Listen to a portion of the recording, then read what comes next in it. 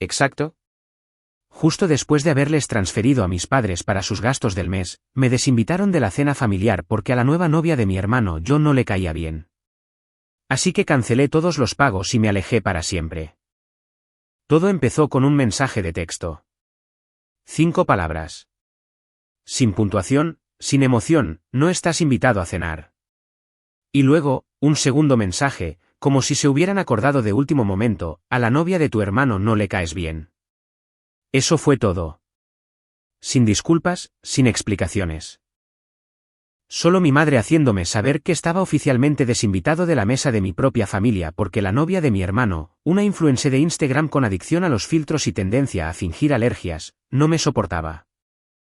Y esto llegó apenas 4 horas después de haber finalizado 2 cosas, una inversión de 2,000,000 de pesos en la cafetería en quiebra de mis padres para mantener vivo su sueño, y un viaje de lujo de 10 días a Los Cabos con todo pagado, como sorpresa por su 30º aniversario. Todavía tenía abierto el correo de confirmación cuando llegó el mensaje de texto. La pura mejora de la habitación había costado 160,000 pesos. Vista al mar, cabaña privada para masajes, champaña a la llegada. Había elegido el paquete con mucho amor, pensando que tal vez esto por fin haría que me miraran de la misma forma en que miraban a mi hermano. Pero en lugar de eso, recibí ese mensaje. Me quedé mirando la pantalla durante un largo rato, con el pulgar sobre el botón de responder. Tenía mucho que decir, pero simplemente escribí, OK. Eso fue todo. Ni una palabra más.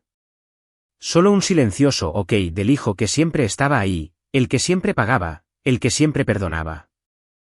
Y entonces, me fui a la guerra. Retrocedamos un segundo. Soy el mayor, el olvidado, el hijo comodín.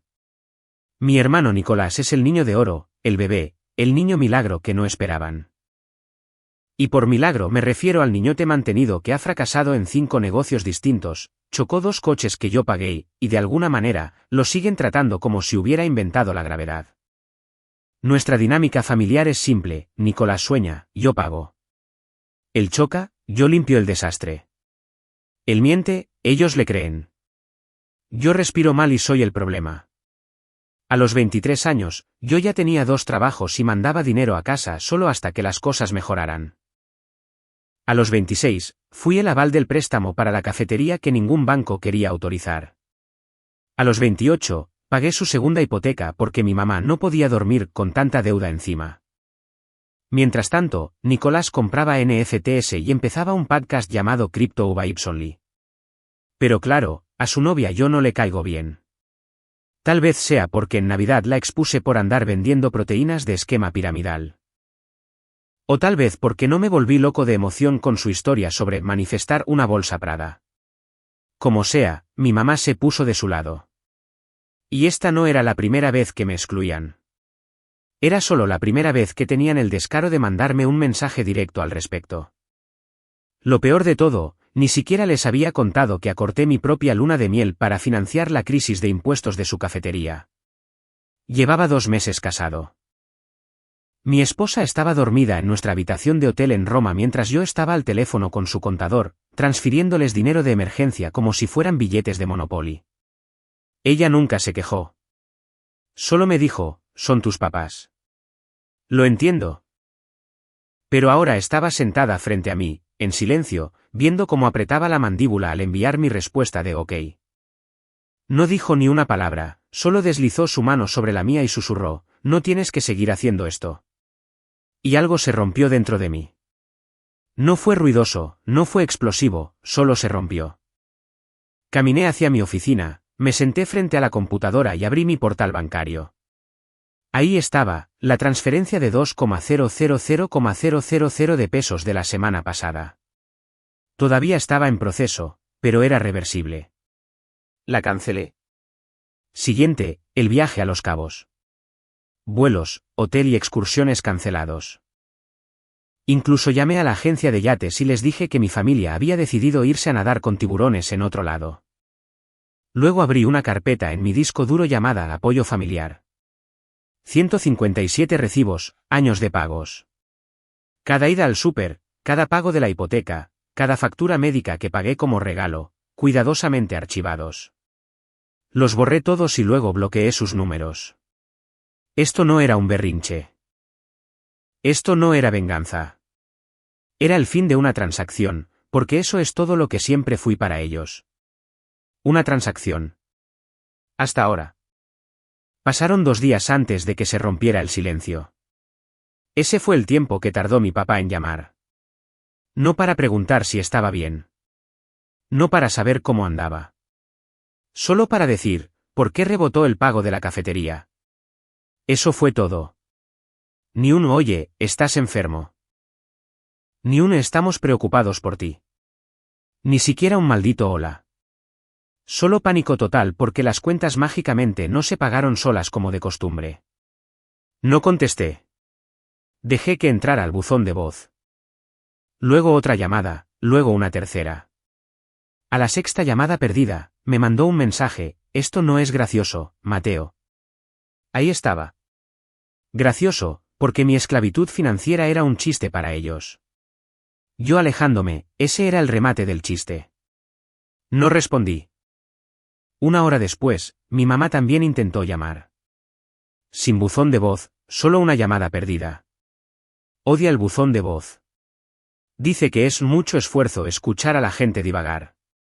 Curiosamente, una vez pasé 2 horas en espera con una compañía de seguros arreglando un error que ella cometió. Luego me mandó un texto: ¿estás enojado por lo de la cena? No seas dramático. Dramático. Eso era el colmo viniendo de la mujer que una vez lloró lágrimas falsas cuando a Nicolás le pusieron una multa por exceso de velocidad, argumentando que él está bajo mucha presión todo el tiempo. Quiero dejar algo claro, no estaba enojado por la cena. Estaba enojado por todo lo que llevó a la cena. La cena fue solo la gota que derramó el vaso, picándole las costillas a un camello que ya llevaba tiempo muerto. Hablemos de Nicolás por un segundo. El primer coche de Nicolás, un Mustang nuevecito.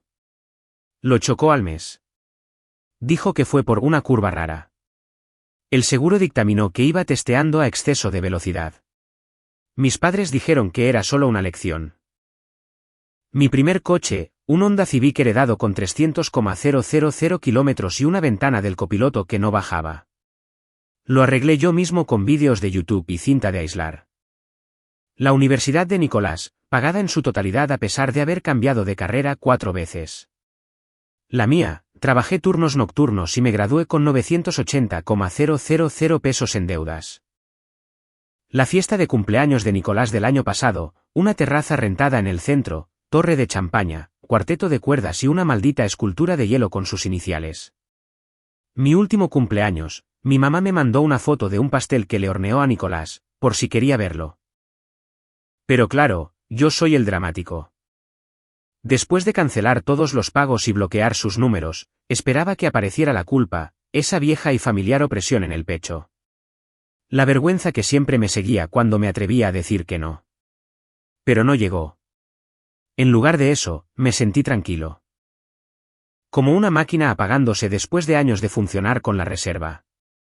Salí a caminar con mi esposa esa noche. No hablamos mucho, solo la tomé de la mano. Pasamos frente al bistró donde tuvimos nuestra primera cita. Estaba tranquilo, iluminado por dentro. El olor a ajo y vino flotaba en el aire. Me miró y me dijo: «¿Te ves más ligero?» Y le respondí: «Siento que por fin estoy quieto en medio de una tormenta que no es mía».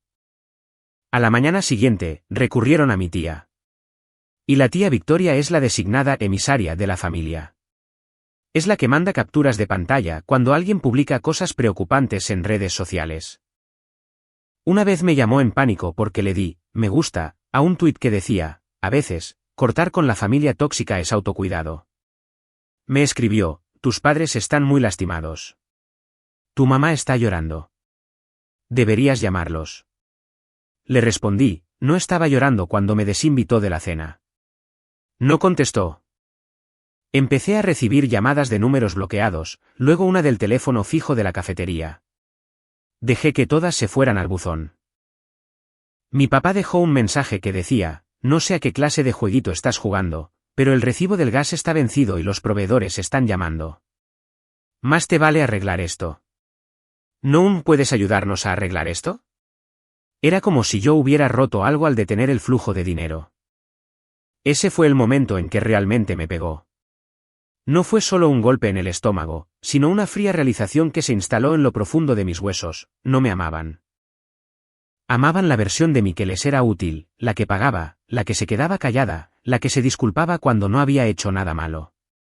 Mi verdadero yo, el que quería ser escuchado, incluido, tratado como un hijo y no como una red de seguridad financiera. Esa versión era un inconveniente. Y luego llegó el remate. Un mensaje del mismísimo Nicolás: bro, ¿qué chingados hiciste? Mamá y papá están vueltos locos. Dicen que los estás amenazando financieramente o algo así. Bájale 2 rayitas y deja de hacerte la víctima. Me quedé mirando el mensaje. Lo leí 5 veces. Luego le respondí: puedes hacerles una transferencia para pagar el gas. Yo ya me jubilé. No hubo respuesta. Sonreí. Esa noche, abrí un documento en mi laptop y lo titulé Recibos. Empecé a escribir todo, no solo las transacciones, sino los momentos. Cada vez que pagué, cada vez que estuve ahí, cada vez que ellos no estuvieron. Porque esto ya no era venganza. Era un registro. No quería olvidar. Y el día que intentaran reescribir la historia, yo tendría la versión real lista. Y esta vez, yo sería el narrador. 3 días después del apagón, mi mamá apareció en mi oficina. Nunca la había visto ahí. Ni una sola vez. No cuando lancé la empresa. No cuando firmé el contrato de arrendamiento de mi nuevo piso. Ni siquiera cuando conseguimos a nuestro cliente más grande el año pasado y salimos en una revista local. Pero ahora que el dinero se había detenido, estaba en el lobby usando lentes de sol en interiores, como si estuviera de luto por su salvavidas financiero. Mi recepcionista me llamó por el intercomunicador, confundida: Mateo, tu mamá está aquí. Por un momento, no supe qué hacer. Una parte de mí quería esconderse. Otra parte quería bajar y decirle que se fuera. No hice ninguna de las dos. Caminé hacia el elevador, lento y seguro, con el corazón latiendo como si supiera que algo grande estaba a punto de suceder. Cuando entré al lobby, ella se puso de pie como si estuviera en una escena de telenovela. Ah, qué bueno, estás vivo, dijo, con sonrisa sarcástica y todo. No sabía que habían mandado grupos de búsqueda, respondí en tono seco. Parpadeó y se quitó los lentes de sol. Mateo, ¿qué está pasando? ¿Por qué nos haces esto?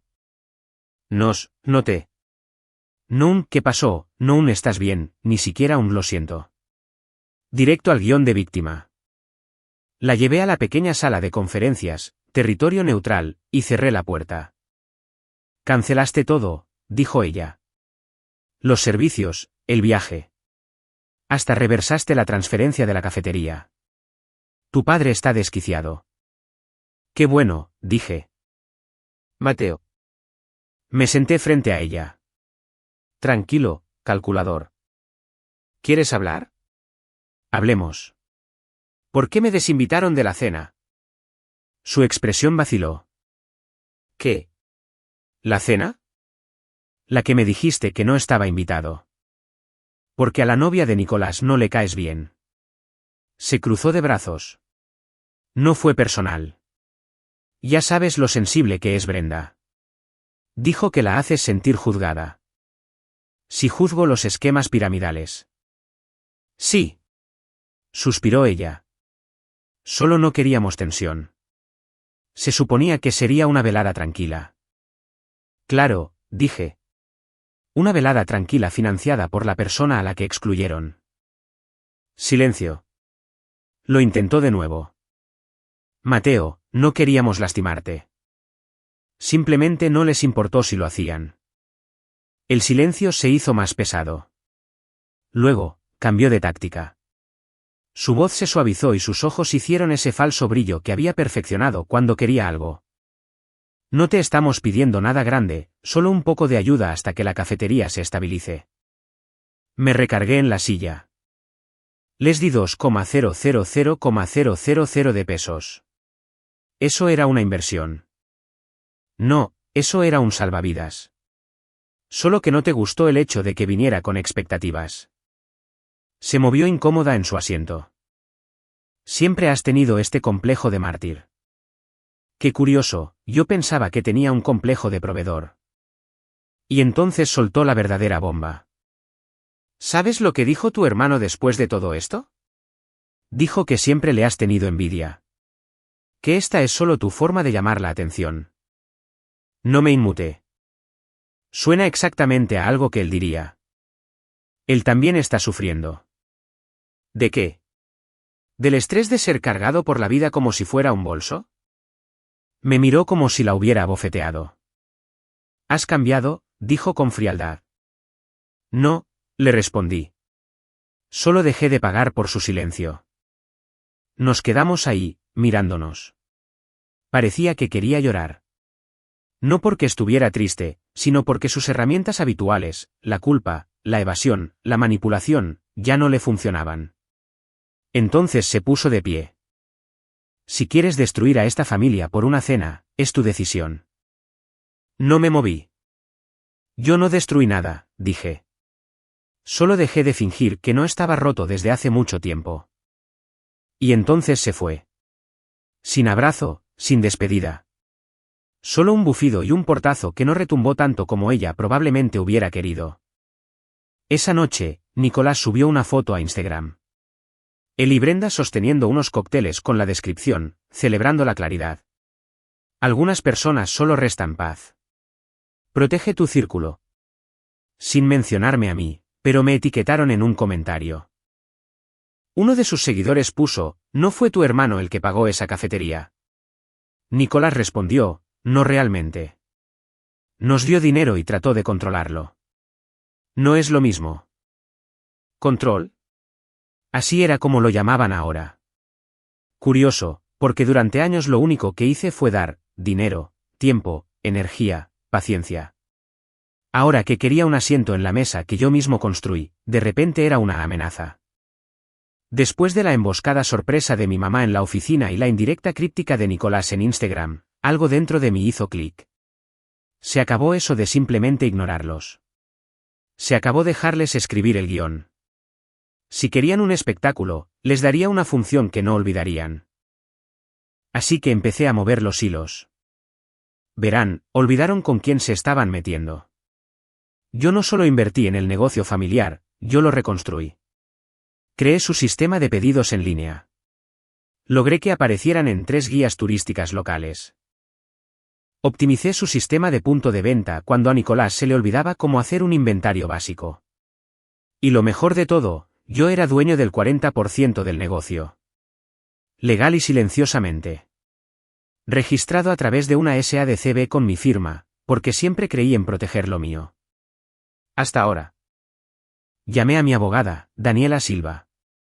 Rápida y fría como el hielo cuando tenía que serlo. Estoy listo, le dije. Es hora de hacerlo oficial.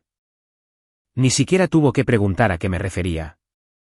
En 48 horas teníamos el papeleo presentado, un aviso de separación de la SADCB, retiro de capital y una exigencia formal de reembolso o disolución. Pero no me detuve ahí. Le envié una copia a cada proveedor con los que trabajaba la cafetería, informándoles cortésmente que yo ya no estaba asociado con el negocio y que, en adelante, ningún saldo pendiente sería cubierto por mí. ¿Saben lo que hacen los proveedores cuando escuchan ese tipo de cosas? Entran en pánico. Porque mi nombre era el que les conseguía términos de pago de crédito a 60 días. Mateo Valdés era la estabilidad detrás de ese negocio. No Nicolás, no mis padres. Yo. En cuestión de un día, el proveedor de café expreso suspendió todas las entregas. Su representante de insumos de papel se comunicó preguntando si debíamos congelar la cuenta hasta que se aclare la situación. Y su suscripción al sistema de punto de venta. Esa estaba a nombre de mi correo electrónico. Clic cancelada. Para el jueves por la mañana, las grietas ya se estaban notando. Un amigo en común me mandó mensaje, oye, ¿te saliste del negocio de tus papás? Nicolás está explotando en el chat grupal diciendo que hundiste la cafetería. No le respondí, pero sí subí algo a mi Instagram personal. Un movimiento raro, ya que casi no publicó. Era una foto de la ventana de mi oficina con vista a la ciudad, mi anillo de matrimonio ligeramente visible mientras sostenía una taza que decía, el plan de respaldo de nadie. La descripción decía, recordatorio, solo porque los mantuviste a flote no significa que no actuarán como si fueras la razón por la que se están ahogando. Sin etiquetas, sin nombres. Solo la verdad. La publicación explotó. Me gusta silenciosos de personas de las que no había sabido en meses, excompañeros, contactos de negocios. Incluso un par de amigos de mi papá que alguna vez me elogiaron a puerta cerrada, pero nunca en público. Fue una onda expansiva y ellos la sintieron. Esa noche, recibí un mensaje de un número desconocido, wow, esa publicación. Muy elegante. Espero que estés orgulloso de quemar a tu propia familia. Guardé el número como probablemente Nicolás. No respondí. En su lugar, abrí la carpeta que había creado, mi archivo de recibos, y agregué una nueva sección, manipulación pública. Capturas de pantalla, correos de voz, fechas, historial de transacciones. No porque quisiera venganza, sino porque las personas como ellos reescriben la historia a menos que la tengas anotada con tinta. Y esta vez, no les iba a dejar quedarse con la pluma. El viernes por la mañana, recibí una llamada de Daniela. ¿Estás sentado? Yo lo estaba. Ella se echó a reír. Nicolás acaba de intentar llamar al banco y decir, ustedes no tenían derecho a retirar fondos porque él no está involucrado en las operaciones. Sonreí. Déjame adivinar, no sabía lo que significa socio administrador. Bingo. Aparentemente, se frustró tanto que colgó, no sin antes decirle al banquero, mi hermano está arruinando mi legado. Su legado. La cafetería que yo financié, diseñé la marca y rescaté 3 veces. Su legado. Me quedé sentado en mi oficina durante un buen rato esa mañana, no porque estuviera triste, sino porque por fin estaba sintiendo la extraña e inquietante calma de la libertad. Los lazos se habían cortado, y las consecuencias ya eran problema de ellos. Mi esposa entró a la habitación con café. Me miró por un segundo, con cautela. ¿Estás bien? La miré. Creo que sí, dije. Y luego añadí, creo que he esperado toda mi vida para dejar de ser su hijo y empezar a ser yo. Ella sonrió. Ya era hora. Para el sábado en la mañana, Nicolás finalmente colapsó. Publicó un berrinche completo en Facebook, un largo y confuso bloque de texto que comenzaba con, la familia debería tratarse de amor, no de control, y terminaba con, yo solo quiero paz, pero a algunas personas solo les importa el poder. Analicémoslo, se hizo la víctima. Nunca me mencionó por mi nombre, pero hizo referencia a un pariente que saboteó el negocio por rencor. Lo terminó con una cita bíblica, porque, por supuesto que lo hizo. Los comentarios eran una mezcla. Cómplices, amigos de la familia despistados y un par de almas valientes que vieron a través de sus mentiras. Orando por su sanación. Paloma, corazón, cada quien tiene su versión, mantente fuerte. Y mi favorito personal, espera, ¿no fue Mateo el que hizo la página web de la cafetería y pagó la renta de ustedes el año pasado? Ese comentario desapareció antes de que pasara una hora. Clásico de Nicolás. La transparencia le da sarpullido. Mi teléfono no dejó de vibrar en todo el día. Gente de nuestra ciudad natal, excompañeros de trabajo, primos lejanos. Todos querían contexto. Todos querían el chisme. No se lo di a nadie, excepto a una persona, mi tía Camila, la única miembro de la familia con una columna vertebral que no está hecha de gelatina y culpa. Ella me llamó esa noche. ¿Estás bien?, preguntó con voz firme. Mejor de lo que esperaba, dije. Me lo imaginé. Solo para que lo sepas, Nicolás ha estado llamando a todo el mundo, diciéndoles que estás intentando robarte el negocio y que cortaste económicamente a la familia. Me reí. ¿De qué? ¿De abuso emocional y facturas sin pagar? Ella bufó. Solo quería que supieras que no me trago su versión. Recuerdo la Navidad que tú pagaste para que le cambiaran la tubería a la cafetería. Recuerdo que acortaste tu luna de miel porque tu mamá necesitaba una cirugía. Y recuerdo cómo olvidaron tu cumpleaños 4 años seguidos. Se me cerró la garganta por un momento. Eso último, ni siquiera me había dado cuenta de que alguien más lo había notado. Gracias, tía Camila. No me des las gracias. Solo no dejes que ellos volteen la historia. La verdad también merece un micrófono. Así que le di uno. No me fui al extremo de quemarlos en redes sociales, ese no es mi estilo. Pero sí escribí una publicación larga. Sin enojo, sin amargura, solo honestidad. No iba a decir nada públicamente, pero después de varios mensajes, siento que debo aclararlo. Apoyé a mi familia económicamente durante 10 años. Pagué cuentas, financié negocios y cubrí emergencias. Lo hice en silencio y sin condiciones. A cambio, fui excluido de eventos familiares. Menospreciado y convertido en el chivo expiatorio cuando empecé a establecer límites. Recientemente, elegí dar un paso atrás. No para lastimar a nadie, sino para protegerme. Comparto esto no para dar lástima, sino por claridad. Los límites no son traición. El silencio no es culpa.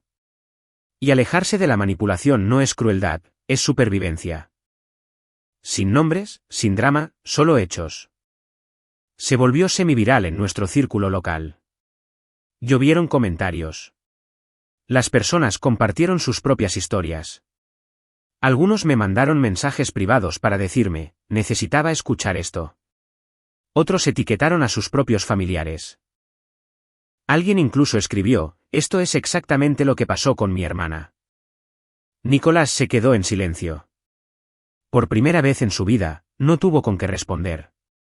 Porque la verdad no necesita respuesta. Al día siguiente, mi mamá mandó un mensaje a través de un amigo de la familia. Una nota de voz. No quería escucharla, pero ganó la curiosidad. Su voz era suave, teatral. Mateo, no sé qué te ha pasado. Tú solías ser amable. Solías preocuparte por nosotros. Nunca pensé que pondrías a toda la ciudad en contra de tu propia familia. Este no eres tú. Te criamos mejor que esto. La reproduje de nuevo, este no eres tú. Qué curioso, porque por primera vez en mi vida, estaba bastante seguro de que sí lo era. El lunes, Daniela me volvió a llamar. ¿Listo para la actualización? Dime. Hizo una pausa. Bueno, obtuvimos los estados financieros y Nicolás ha estado maquillando las cifras. ¿Qué? Ha estado transfiriendo dinero de las cuentas de la cafetería a una supuesta firma de consultoría registrada a su nombre. Sin empleados, sin oficina, solo una empresa fantasma. ¿Cuánto? Alrededor de 476,000 pesos.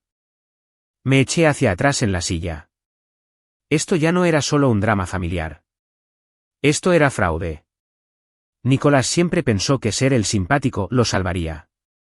Creía que el encanto podía ocultar la incompetencia.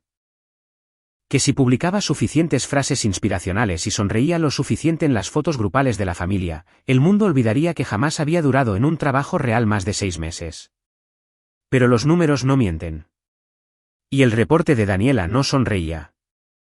476,000 pesos. Eso era lo que Nicolás había desviado de la cafetería bajo el concepto de servicios de consultoría para él mismo. Sin facturas, sin contratistas, sin entregables, solo pagos enviados a una empresa fantasma registrada en un apartado postal. Una que nunca le mencionó a nadie, ni siquiera a mis padres. Habría pasado desapercibido, también, si yo no me hubiera retirado del negocio y solicitado una auditoría financiera completa como parte de mi salida. Lo que él no entendió fue que, al sacarme del negocio, no solo desconectó el dinero, también abrió el telón. Programé una reunión con mis padres. Una última conversación. Elegí un lugar neutral, una sala de negocios que a veces uso para reuniones con clientes. Limpia, profesional, con la formalidad justa para mantener las emociones bajo control. Entraron juntos. Mi papá se veía tenso, con los brazos cruzados. Mi mamá volvió a usar lentes de sol en interiores. Clásico. Nicolás no fue invitado. Gracias por venir, les dije. Sin calidez. Se sentaron. No hablaron. Puse una carpeta sobre la mesa y la deslicé hacia ellos. Estos son los registros financieros de la cafetería. Mi papá los miró de reojo, impasible. Ya hemos visto los números. No. Han visto lo que Nicolás les enseñó. Este es el reporte completo de nuestra contadora compartida. Silencio. 476,000 pesos. Desaparecidos. Pagados a una empresa que no existe más allá de un apartado postal y la cuenta bancaria personal de Nicolás. Mi mamá se estremeció. Mi papá no reaccionó. Les ha estado robando, dije. Al negocio. A la misma cafetería que yo ayudé a salvar 3 veces. Mi papá gruñó. Eso no es posible. Ya lo verificamos. El rastro del dinero está limpio.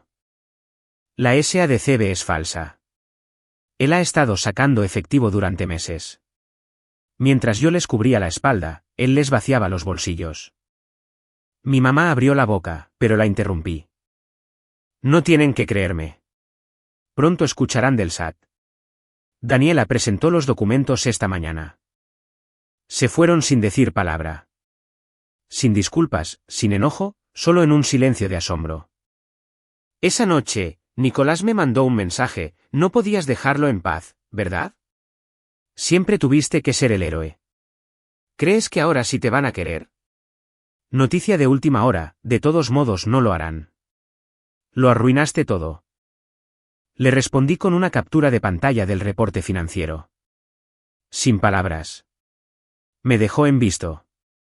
2 días después, recibí un mensaje de alguien con quien no hablaba en 10 años, el profesor Jiménez, mi maestro de negocios en la preparatoria. El asunto del correo decía: vi tu publicación. Estoy orgulloso de ti. Escribió: recuerdo cuando te quedabas después de clases a imprimir solicitudes de trabajo mientras a tu hermano le compraban coche nuevo. Decías que no te importaba. Decías: él necesita más ayuda que yo. Te equivocaste. Él no necesitaba ayuda. Necesitaba límites. Me alegra que por fin le hayas puesto uno. Me quedé pensando en ese correo durante un largo rato, porque tocó algo muy profundo. Pasé la mayor parte de mi vida pensando que era más fuerte por asumir más responsabilidades, por guardar silencio en lugar de hacer olas, por arreglar lo que yo no rompí. Pero ahora me daba cuenta de que la fuerza no consistía en tragarse la injusticia. Consistía en alejarse de ella. Una semana después, la cafetería cerró. Sin anuncios, sin publicaciones de despedida, solo un letrero en la puerta, cerrado hasta nuevo aviso. No celebré. No me reí. Solo me senté en mi oficina tomando un café que yo mismo preparé, y susurré: lo intenté. ¿Por qué lo hice? Dios sabe que lo intenté. Luego ocurrió algo inesperado. Una mujer vino a verme. Era alta, de unos 40 años, llevaba un suéter gastado y tenía unos ojos que habían visto demasiado. Se presentó como Ángeles, la ex contadora de la cafetería. Escuché lo que pasó, me dijo. Solo quería darte las gracias. ¿Por qué? Le pregunté. Por importarte lo suficiente como para hacer volar todo antes de que empeorara. Deslizó un pequeño sobre la mesa. Adentro había una nota, escrita a mano, arrugada, claramente arrancada de un cuaderno: lo siento. Tú siempre fuiste el que estuvo ahí. ¿Cuánto lo siento? Mamá. No supe cómo sentirme. Pero doblé la nota con cuidado y la guardé en el mismo cajón donde estaba la licencia comercial de la cafetería. Ambas cosas pertenecían ahora al pasado. Nicolás se apareció en mi edificio. Sin llamadas, sin avisos, simplemente dejó su Audi destartalado en doble fila allá afuera, como si el sentirse con derechos incluyera su propio servicio de valet parking. Lo observé desde la ventana de mi oficina. Tenía las manos en los bolsillos, caminando de un lado a otro como un hombre preparándose para un papel que no había ensayado lo suficiente. Pude haberlo ignorado. Tal vez debí haberlo hecho. Pero le dije a la recepcionista: déjalo subir. Si quería una última escena, le iba a dar el final que nunca esperó. Uno silencioso. Entró como si llegara tarde a algo importante, como si yo le debiera los minutos que él tan generosamente estaba gastando. Mateo, dijo, asintiendo como si esto fuera una entrevista de trabajo y no una ruptura familiar. Nicolás. Silencio. Miró alrededor de la oficina como si fuera un planeta alienígena. Luego se sentó frente a mí y se inclinó hacia adelante. No tenías que hacerlo de esta manera, ¿no crees? Preguntó tranquilamente. Los humillaste. Avergonzaste a toda la familia. No, dije. Ellos hicieron eso cuando eligieron el silencio por encima de la responsabilidad. Yo solo dejé de taparlo. ¿Crees que eres el bueno de la historia? No, creo que soy el que por fin se cansó. Se removió en su silla, alzó las cejas y su expresión cambió a esa sonrisa cansada que usaba cuando creía que podía ganarse a la gente. Estaba bajo presión, ¿ok? Estaba intentando hacer que la cafetería fuera rentable. ¿Robándole? No era robar, soltó a la defensiva. Me estaba pagando a mí mismo por todas las horas que invertí. ¿Te refieres a las horas que pasaste haciendo TikToks y quemando el presupuesto en barras de avena veganas que nadie compraba? Abrió la boca, luego la cerró, y luego la volvió a abrir. No soy perfecto, dijo. No, respondí. Eres calculador. Miró hacia abajo. Esta vez, no tuvo respuesta. Vine aquí, dijo lentamente, porque mamá no está nada bien. Casi no habla. Papá se encerró en sí mismo. Sé que los odias, pero... Yo no los odio, lo interrumpí secamente. Les guardo luto. Eso es diferente. Más silencio. Yo también perdí a un hermano, añadí. Me miró y algo parpadeó en sus ojos. Sé que piensas que la tuve fácil. La tuviste, atajé. Y la sigues teniendo. Porque incluso ahora, no estás aquí para disculparte. Estás aquí para hacerme sentir mal por haberte hecho sentir las consecuencias. Se hundió en la silla como si mis palabras fueran pura gravedad. Tienes razón, murmuró finalmente. Lo arruiné. Me incliné hacia adelante y él vaciló. No sé cómo arreglarlo. No puedes, le dije, porque no se supone que lo hagas. Me miró. No voy a regresar, Nicolás. Ni a la familia, ni al negocio. Ni al papel que todos ustedes escribieron para mí sin mi consentimiento. Esa versión de mí, ya no existe. Nos quedamos en el silencio que siguió. No era un silencio enojado. No era hostil. Era simplemente el final. ¿Se levantó? Supongo que esto es todo, entonces. Asentí una vez. Caminó hacia la puerta, pero se detuvo. Por si sirve de algo, dijo, de verdad pensé que tú eras el fuerte. Lo era, le respondí, y ahora soy libre. Esa noche, preparé la cena con mi esposa. Solo nosotros dos. Sonaba jazz a bajo volumen y ella tarareaba mientras removía algo en la estufa. Y me di cuenta de que la versión de mí que necesitaba la aprobación de ellos se había ido. ¿Y qué ocupó su lugar? Un hombre que eligió la paz en lugar de pedir permiso. Nunca esperé que la paz se sintiera tan silenciosa. No ese tipo de silencio que viene con la soledad o la tristeza, sino el que ocurre después de una tormenta, cuando las ventanas dejan de vibrar y el aire finalmente se asienta. Así es como se siente la vida ahora. Inmóvil, pero no vacía. Completa. Han pasado 3 meses desde que Nicolás vino a mi oficina. 2 desde que la cafetería cerró oficialmente para siempre. 1 desde que mis padres intentaron enviar una carta a través de su abogado, pidiendo abrir una conversación. Daniela me llamó ese mismo día y me preguntó cómo quería responder. Le dije que ya lo habíamos hecho. Solo que no escucharon la primera vez. Ella sonrió. Sin respuesta, entonces. ¿Ninguna? Y lo decía en serio. Porque lo curioso del cierre, es que no es algo que los demás te dan. Es algo que tú eliges. Doné lo que quedaba de los recibos de la cafetería a un centro comunitario que ayuda a jóvenes emprendedores. Pensé que si algo bueno iba a salir de todos esos años de dar, no sería lástima, sería propósito. La cafetería murió. Pero yo no. Yo construiría algo mejor en su lugar. Un negocio que está prosperando. Un matrimonio arraigado en la verdad. Un futuro que no tengo que ganarme a través del sufrimiento. Una noche, mi esposa y yo organizamos una cena en nuestra casa. Solo nosotros, dos amigos cercanos, su hermana y su cuñado, y nuestro vecino, que siempre trae un vino increíble pero que no sabe cocinar ni para salvar su vida.